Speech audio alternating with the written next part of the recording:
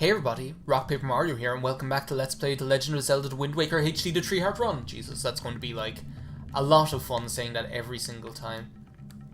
Joe and I always wondered, like, these heads here.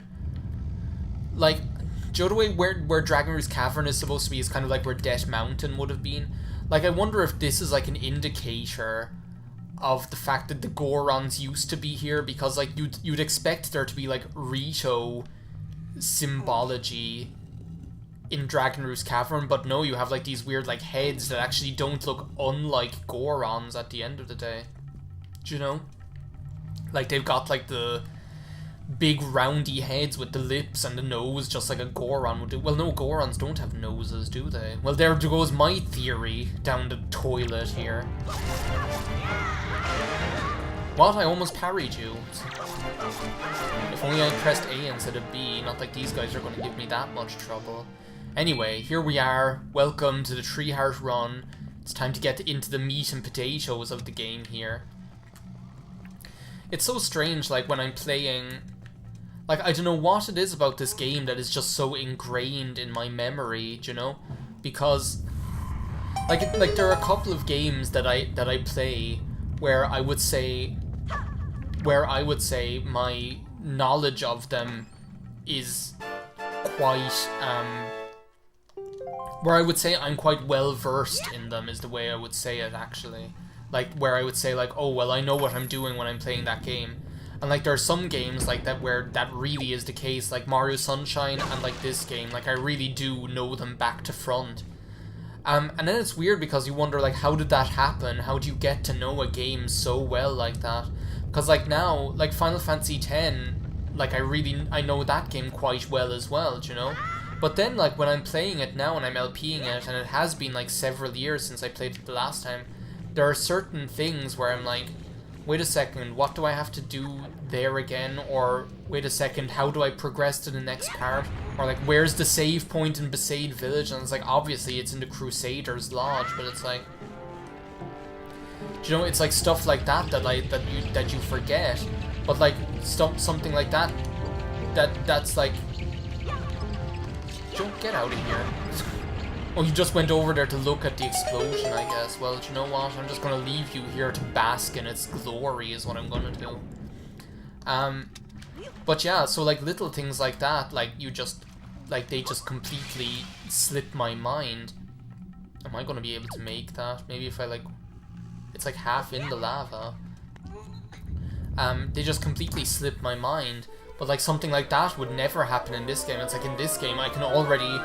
Like, here we are in Dragon Roost Cavern, and, like, I know it off by heart, and it's just, like, as well, like, even, like, the later temples that are a bit more complicated, like, I know them off by heart as well. I don't know what it is about them that just, like, stay in my memory. Won't he just, like, jump over me if I stay here? No. Chance it'd be a fine thing. Give me my red chew jelly. What? No red chew jelly for me? What a joke. I have the spoils bag. Like, as I say, I know this, like, dungeon off by heart. I could probably, like, write down exactly what happens. If you asked me, I could, like, probably write down exactly what happens in Dragon Roost Cavern, like, off by heart. Whereas then, like, give me Final Fantasy X, and even in, like, the first Cloister of Trials in Besaid Village, I'm like, wait a second, how does this go again? Hey, Chews, is one of you going to give me, like, chew jelly, maybe? Well, maybe not. They really aren't. Like, that guy didn't drop any either. And neither did he. I don't know what's up with these chews. Usually they're dropping, like, chew jelly all over the place. Like, usually, like, you can't get them to drop anything else. It's just chew jelly, chew jelly, chew jelly everywhere. Well, I guess maybe they decided to be a bit more stingy in the HD release. Do you know what? I'm not even going to kill you guys. If you're brothers or anything to go by, you're not even going to drop anything that interesting anyway. But yeah, I totally hit that bomb. Do you know what? Why am I collecting the heart? Well, I better get into the habit of collecting hearts. Like, is this seriously what we've been reduced to here? I wonder how many times I can hit exactly the spot between the two bombs. I wonder how many times I can hit exactly the spot between the two bombs. Can I maybe try it this way? I keep like hitting like right over it. It's like, what the hell am I doing? There we go. Jeez. It's like, won't you try making... I'm trying my best to make the game look as difficult as possible. It's like, geez, you take what's probably like the easiest Zelda game there is. Well, one of them anyway. But yeah, that really like took me aback in like the... You know what? One of you guys has to drop Chew Jelly at one point. There we go. There's the dented beetle. You got Chew Jelly. It's relatively worthless. It actually is relatively worthless because like it's rendered completely worthless by the fact that once you get to the Forest Haven,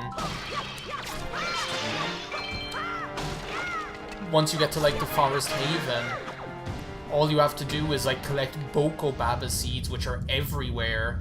Like you can pretty much just like on the way into Forest Haven,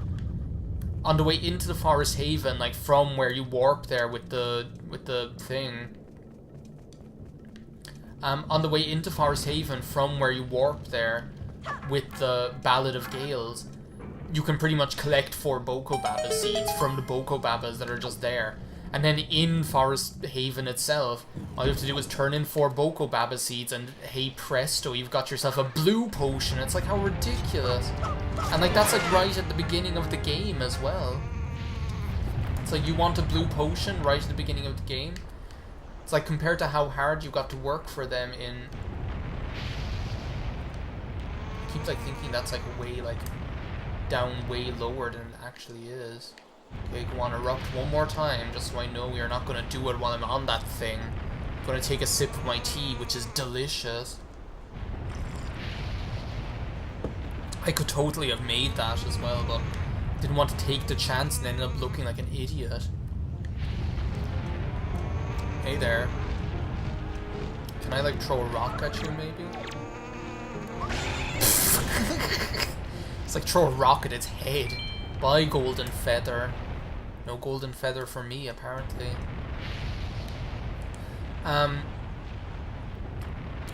So yeah, like I think it's like when you think about like getting blue potions in Ocarina of Time is such a like a trial by comparison. It's like you can pretty much get as many blue potions as you want for free in this game. It's like, how crazy is that?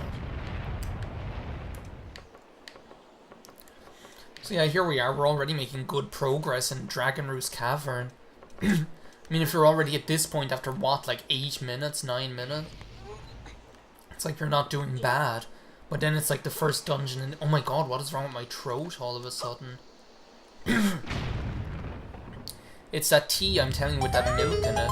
It's like, how many times have I done this exact same commentary where I'm like, oh, I really should drink coffee instead of tea when I'm recording because...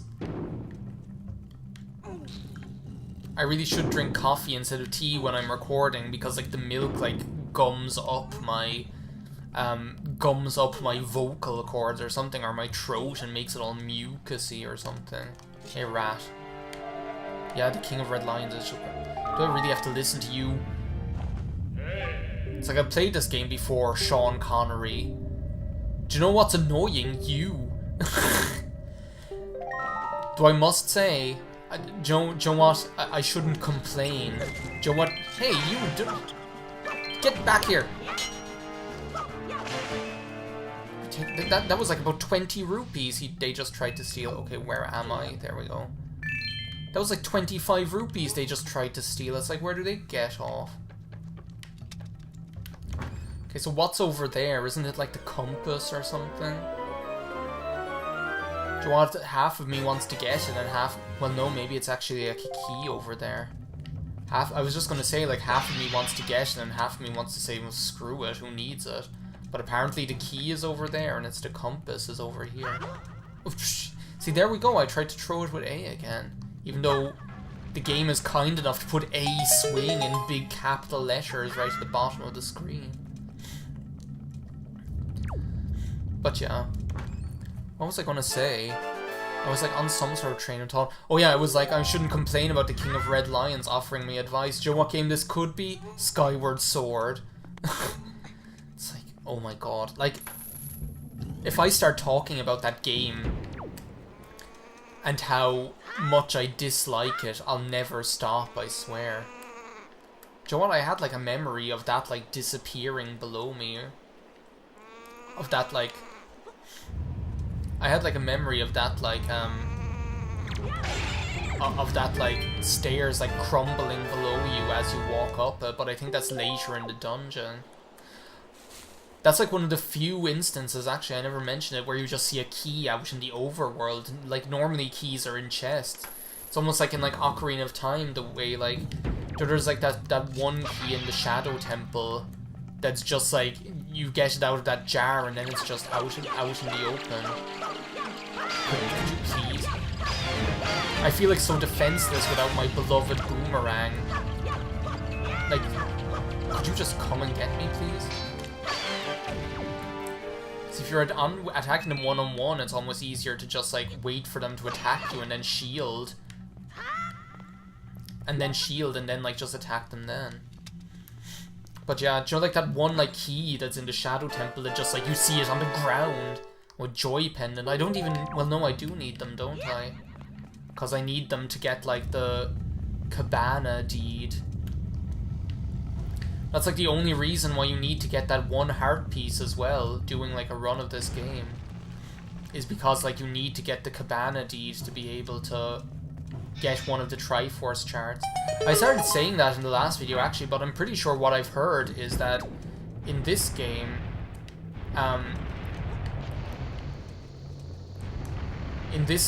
like, some of the Triforce charts have actually been replaced by shards themselves. Like, what I've heard is that, like, they somewhat streamlined this, like, compared to the original release. Because in the original release, like, every Triforce shard in the game, you got it from like a Triforce chart that you were able that you had to pick up and get like translated by Tingle. But I'm pretty sure in this game, now I don't know how many that is, but I'm pretty sure in this game they're actually after like tweaking that a little bit. So actually now what the story is that you actually only have to get like so many charts translated, and sometimes I love it when you like break the pot and it's like they weren't expecting it. Oh come on, please. Take that. You're still alive? Jeez, what kind of a bokoblin are you? Or bokoblin as I used to call them. It's like if you call the other ones mini blins, it's like you Jeez, stop hitting the wall there. If you call the other ones mini blins, you almost have to call these ones bokoblins. Because if you call these ones bokoblins, it's like you almost have to call the other ones miniblins. Like, who would say miniblins? It's like the way I remember, there's like certain things that like I almost always call them by something completely different, based entirely on, isn't this like a treasure chart, I think?